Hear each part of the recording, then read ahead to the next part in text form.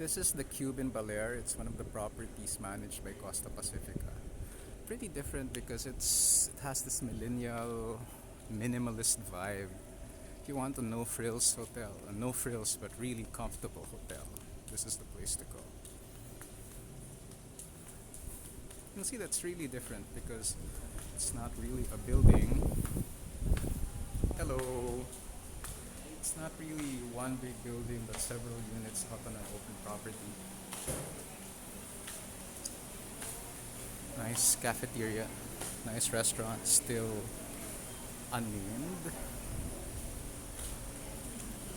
When there are a lot of guests, these guys serve a breakfast, buffet breakfast. But on ordinary days where there's no occupancy, they just have a la carte breakfast.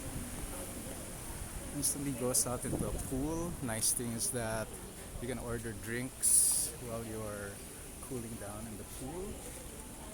Central area, that's a kid's pool. Shower surf like surfboards.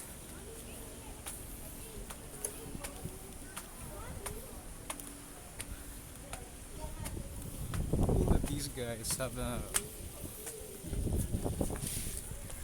an open rooftop, maybe for parties.